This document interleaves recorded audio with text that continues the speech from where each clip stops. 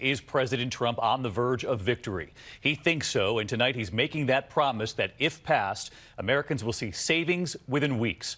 Tonight, Republican leaders in both the House and the Senate have now agreed on a single plan.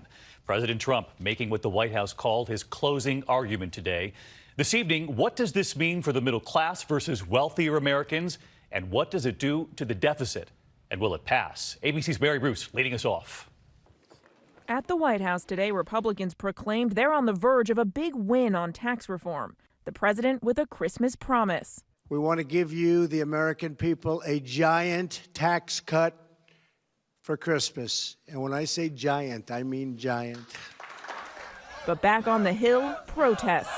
Kill this bill! Kill this bill! Not us! Not us! Protesters say it will hurt the working and middle class. As lawmakers huddled in the basement of the Capitol to finalize the bill, even top Republican negotiators admit it's not a totally done deal. So do you have a deal?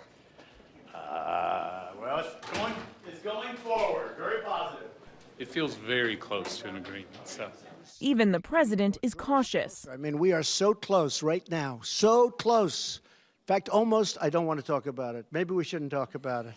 Tonight, they have agreed to this. Helping corporations, it drops the corporate tax rate from 35 to 21%. Caps the mortgage interest deduction at $750,000, a middle ground between the Senate and House versions. Repeals the Obamacare individual mandate that all Americans have insurance, which could leave 13 million more Americans without insurance in the next decade.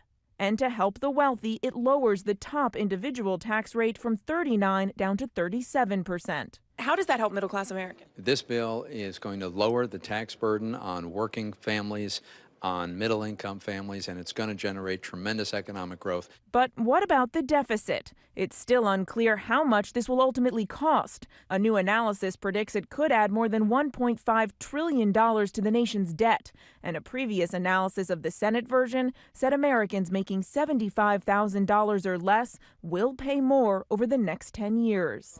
Democrats insist the long-term benefits will go to the wealthy. Most of what's there for the middle class is written in disappearing ink. The Republican tax bill is one that Ebenezer Scrooge would love. It is a big bah humbug. Democrats are urging Republicans to slow down and wait until the new Democratic senator from Alabama, Doug Jones, is sworn in. But the pressure is on for Republicans to pass this before the GOP loses that Alabama vote. And if it doesn't get done before then? Well, then it could be a problem. There could be a problem at that point.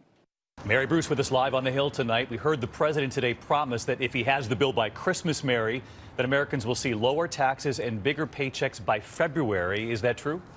David, we've been pressing the White House for answers and calling the IRS. No response yet from the IRS, but the White House insists that starting in February, Americans benefiting from the tax cut will see less money withheld from their paychecks.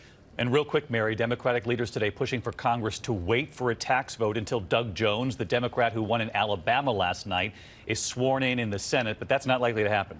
David, there is very little chance of that happening. Doug Jones's victory last night puts even more pressure on Republicans to pass tax reform here and fast. David. Mary Bruce leading us off. Mary, thank you.